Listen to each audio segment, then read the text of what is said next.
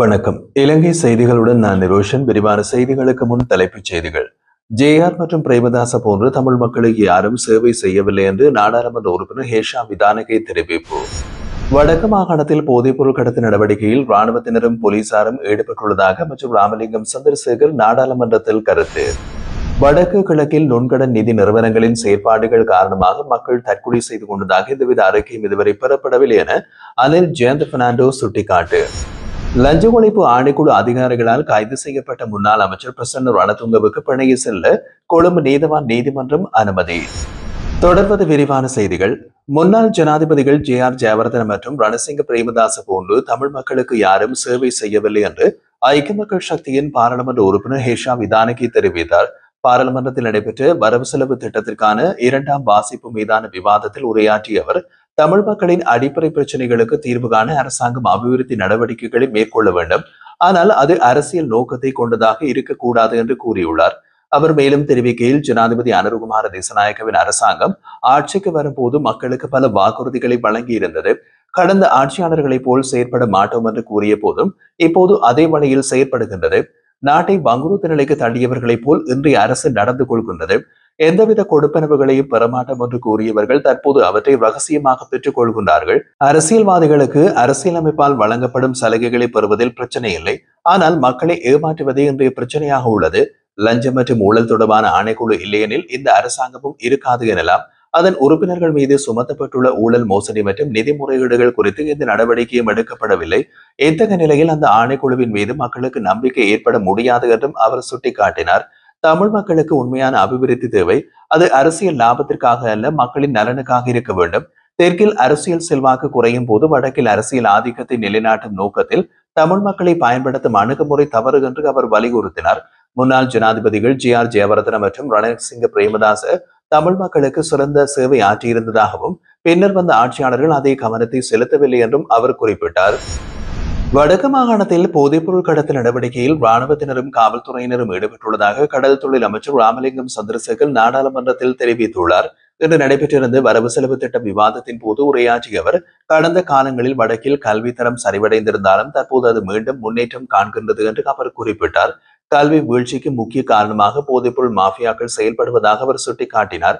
இதற்கிடையில் தமிழ் தேசிய மக்கள் முன்னணியின் நாடாளுமன்ற உறுப்பினர் கஜேந்திரகுமார் பொன்னம்பலம் கேள்வி எழுப்பியதாவது, வடக்கில் கல்வி முன்னேற்றம் காணப்படுவதாக கூறுகிறீர்கள், அதற்கான கணக்கெடுப்பு அல்லது ஆதாரம் உண்டா?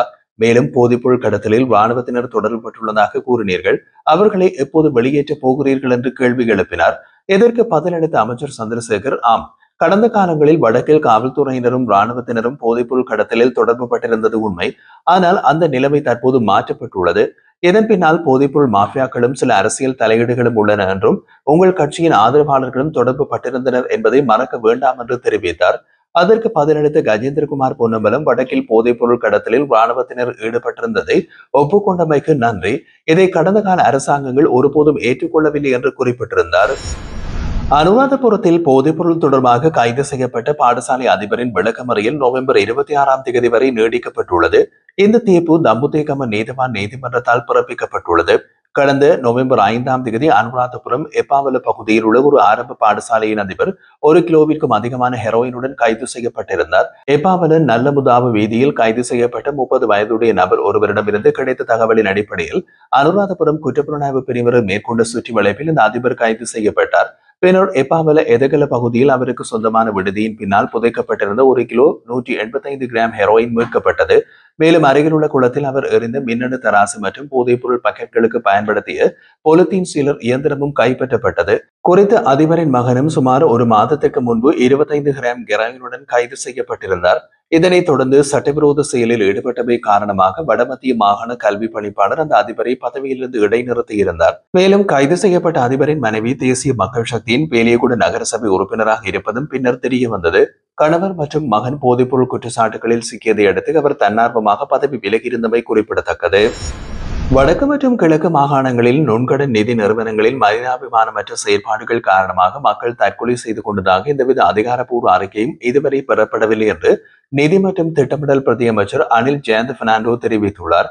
நாடாளுமன்றத்தில் நடைபெற்ற வாய்மூல விடைக்கான வினா நேரத்தில் இலங்கை தமிழரசு கட்சியின் யாழ் மாவட்ட நாடாளுமன்ற உறுப்பினர் ஸ்ரீதரன் எழுப்பிய கேள்விகளுக்கு பதிலளித்த போது அவர் இந்த விடயத்தை தெரிவித்துள்ளார். அவர் மேலும் கூறுகையில் வடக்கு மாகாணத்தில் 28 அரசு வங்கிகளும் 38 தனியார் வங்கிகளும் 78 நிதி நிறுவனங்களும் மேலும் 13 அனுமதி பெற்ற நுண்கடன் நிறுவனங்களும் இயங்குகிறது. அரசு மற்றும் தனியார் வங்கிகள் வழங்கும் கடன்களுக்கு விதிக்கப்படும் வட்டி வீதங்கள் இலங்கை மத்திய வங்கியின் தீர்மானத்தின்படி அமைக்கப்படுகின்றது. 2025 செப்டம்பர் மாத நிலவரப்படி அனுமதி பெற்ற நுண்கடன் நிதி நிறுவனங்கள் வருடாந்திர வட்டி வீதமாக 22.69% முதல் 39.4% வரை வசூலிக்கிறது. வடக்கு மற்றும் கிழக்கு மாகாணங்களில் நுண்கடன் நிறுவனங்களின் கடுமையான செயற்பாடுகள் காரணமாக மக்கள் தற்கொலை செய்து கொண்டதாக எந்த அறிக்கையும் இதுவரை பதிவாகவில்லை. 2023 ஆண்டின் மத்திய வங்கியின் சட்டம், 2011 ஆண்டு நிதி வர்த்தக சட்டம், 2000 ஆண்டு நிதி குத்தகை சட்டம் மற்றும் 2016 ஆண்டு நுண்கடன் சட்டம் ஆகியவற்றின் கீழ் நிதி நிறுவனங்கள், குறிப்பாக குத்தகை மற்றும் நுண்கடன் நிறுவனங்களை கண்காணிக்கும் பொறுப்பு வங்கிகளுக்கு இல்லை. இந்த பொறுப்பு நிதி நிறுவன கண்காணிப்பு திணைக்களத்திற்கு வழங்கப்பட்டுள்ளது. தற்போது நுண்கடன் கண்காணிப்பு அதிகார சபை அமைப்பதற்கான சட்ட வரைவு தயாரிக்கப்பட்டு வருகிறது. அது விரைவில் நாடாளுமன்றத்திற்கு சமர்ப்பிக்கப்படும். அதன் பின்னர் மத்திய வங்கியில் பதிவு செய்யப்பட்ட நிதி நிறுவனங்கள் மீது கடுமையான கண்காணிப்பு நடவடிக்கைகள் மேற்கொள்ளப்படும் என்று பிரதியமைச்சர் தெரிவித்திருந்தார். வடக்கு மாகாணத்தில் இன்று காலை முதல் அரசு தாதியர் உத்தியோகத்தர்கள் சங்கம் 24 மணி நேர பணி புறக்கணிப்பில் ஈடுபட்டு வருகிறது. வடக்கு மாகாண சுகாதார சேவைகள் பணிப்பாளர், தாதியர் உத்தியோகத்தர்கள் உட்பட அனைத்து ஊழியர்களும் வருகை மற்றும் வெளியேறும் பதிவுக்காக ஒரே கையொப்ப புத்தகத்தை பயன்படுத்த வேண்டும் என்ற உத்தரவு பிறப்பித்ததை எதிர்த்து இந்த போராட்டம் ஆரம்பிக்கப்பட்டுள்ளதாக அந்த சங்கம் தெரிவிக்கின்றது. அரசு தாதிய உத்தியோகத்தர்கள் சங்கம் வெளியிட்ட அறிக்கையில், வடமாகாணத்தை தவிர பிற மாகாணங்களிலும் மத்திய அரசு வைத்தியசாலைகளிலும் இத்தகைய நடைமுறைகள் எங்கும் அமலில் இல்லை. வடக்கு மாகாணத்தில் மட்டுமே இது தன்னிச்சையாக அமல்படுத்தப்படுவது ஏற்றுக்கொள்ள முடியாது என்று கூறப்பட்டுள்ளது. இந்த பணிப்புறக்கணிப்பின் விளைவாக கிளிநொச்சி மாவட்ட பொது வைத்தியசாலையில் தாதியர் சேவைகள் கடுமையாகவே பாதிக்கப்பட்டுள்ளது. குருதி மாதிரிகள் பெறுதல், ஊசி போடுதல் உள்ளிட்ட முக்கிய சேவைகள் நிறுத்தப்பட்டதால் நோயாளிகள் சிகிச்சை பெற முடியாமல் திரும்பி செல்ல வேண்டிய நிலைமைகள் உருவாகியுள்ளன. லஞ்ச ஒழிப்பு ஆணைக்குழு அதிகாரிகளால் கைது செய்யப்பட்ட முன்னாள் அமைச்சர் பிரசன்ன ரணதுங்கவுக்கு பிணையில் செல்வதற்கு கொழும்பு நீதவான் நீதிமன்றம் இன்று அனுமதி வழங்கியுள்ளது. லஞ்ச ஒழிப்பு ஆணைக்குழு அதிகாரிகளும் சந்தேக நபரின் சட்டத்தரணிகளும் முன்வைத்த வாதங்களை பரிசீலித்த பின்னர் கொழும்பு பிரதம நீதவான் அசங்க எஸ் போதாரகம இந்த உத்தரவை பிறப்பித்தார். இலங்கை சுற்றுலா அபிவிருத்தி சபை, சுற்றுலா மேம்பாட்டு பணியகம், இலங்கை விருந்தகங்கள் முகாமைத்துவ நிறுவனம் மற்றும் இலங்கை மாநாட்டு பணியகம் ஆகிய 4 நிறுவனங்களின் ஊழியர்களுக்கான மருத்துவ காப்பீட்டுக்காக சட்டவிரோதமாக ஒரு தனியார் தரகு நிறுவனம் நியமிக்கப்பட்டதாக குற்றச்சாட்டு உள்ளது. அந்த நிறுவனம் மூலம் இலங்கை காப்புறுதி கூட்டுத்தாபனத்திடமிருந்து சுமார் 47.5 லட்சம் ரூபாவை தரகு கமிஷனாக பெற்றதாக தெரிவிக்கப்படுகிறது. இந்த நடவடிக்கையால் காப்புறுதி கூட்டுத்தாபனத்திற்கு நிதி இழப்பு ஏற்பட்டதாக குற்றம் சாட்டப்பட்டுள்ளது. இது தொடர்பாக விசாரணைகளுக்காக லஞ்ச ஒழிப்பு ஆணைக்குழுவில் முன்னிலையாகிய முன்னாள் அமைச்சர் பிரசன்ன ரணதுங்க இன்று கைது செய்யப்பட்டிருந்தமை குறிப்பிடத்தக்கது. இந்த ஆண்டு நவம்பர் மாதத்தில் 61,890 சுற்றுலா பயணிகள் நாட்டிற்கு வருகை தந்துள்ளதாக சுற்றுலா அபிவிருத்தி அதிகார சபை தெரிவித்துள்ளது.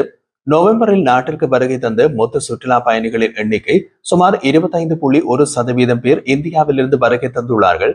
இதனைத் தொடர்ந்து ரஷ்யாவிலிருந்து 8,220 சுற்றுலா பயணிகளும், ஜெர்மனியிலிருந்து 4,740 சுற்றுலா பயணிகளும், ஐக்கிய ராஜ்யத்திலிருந்து 4,450 சுற்றுலா பயணிகளும், பிரான்சிலிருந்து 2,614 சுற்றுலா பயணிகளும் நாட்டிற்கு வருகை தந்துள்ளனர். இந்த நிலையில் இந்த ஆண்டு நாட்டிற்கு வருகை தந்த சுற்றுலா பயணிகளின் மொத்த எண்ணிக்கை 19,52,577 அதிகரித்துள்ளது.